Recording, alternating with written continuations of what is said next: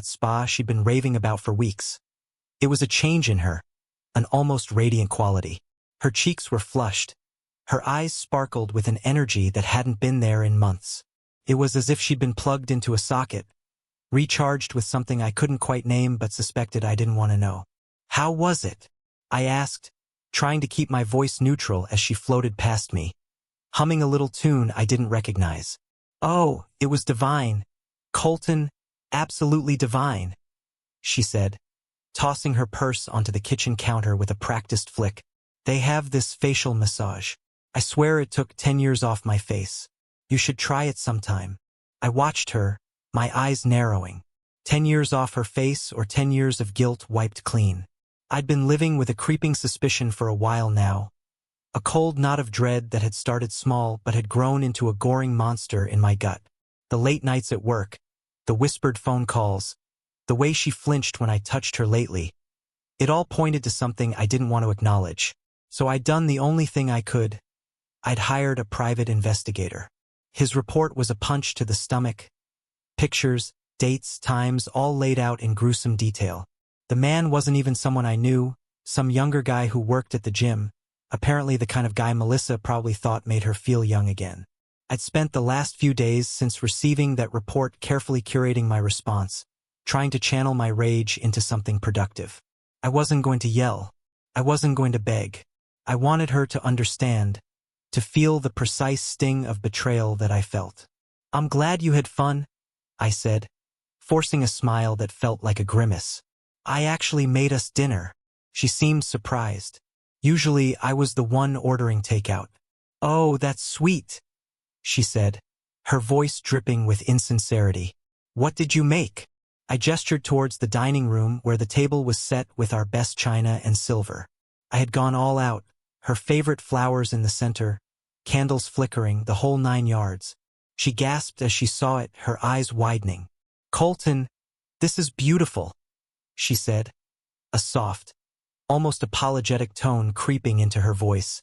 For a moment, I almost believed she was sorry, almost. "Come sit," I said, pulling out her chair for her. She settled into her seat, looking around with a strange mixture of wonder and apprehension. The only dish on the table was covered with a silver cloche. "I made something special just for you," I said, my voice tight, each word carefully enunciated. I lifted the cloche with a flourish. Underneath wasn't a gourmet meal. It wasn't even food. It was the investigator's report, spread out neatly on a large platter.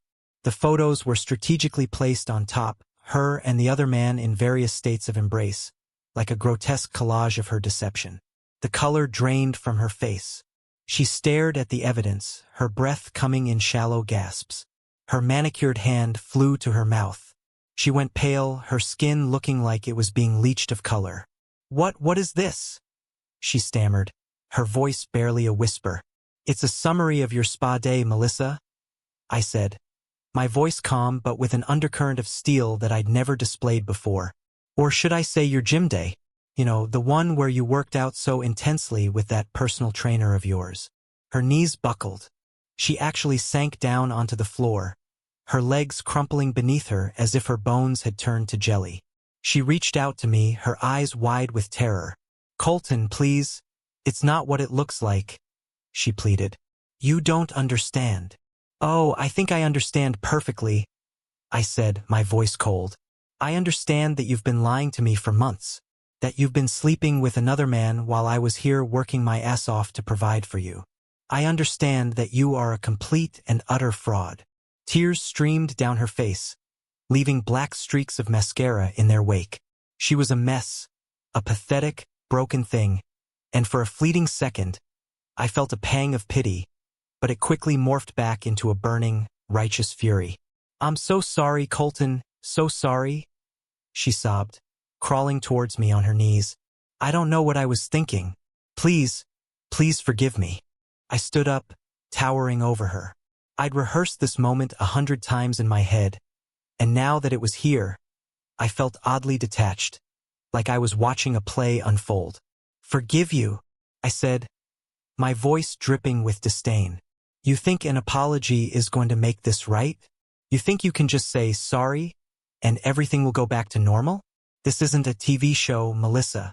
This is real life, and you've just destroyed everything we had. I walked to the living room and picked up a file from the coffee table. I've already spoken to my lawyer. I told her, my voice steady. I've filed for divorce. You will be served tomorrow. I want you out of this house by the end of the week. I've already packed a few of your things. Her sobs turned into full-blown wails, her body shaking uncontrollably. She looked up at me, her eyes red and swollen. But where will I go? That's not my problem anymore, I said, turning away from her. You should have thought about that before you decided to betray me. She continued to cry, but I didn't look back at her. I went into the kitchen, grabbed a bottle of whiskey, and poured myself a generous drink. As I stood there watching her through the archway, sobbing on the floor next to the dining table, I thought, I don't feel anything anymore. The rage, the pain, it was all gone, leaving behind a strange kind of numbness. It was a hollow victory, I knew, but it was victory nonetheless. She'd come home glowing, thinking she had gotten away with it. Instead, she was now in free fall.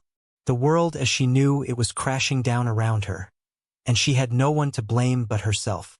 I took a long sip of whiskey and walked towards the bedroom, not daring to look at her again. Her sobs echoed through the house as I closed the bedroom door behind me. They were the last sound I heard of our marriage.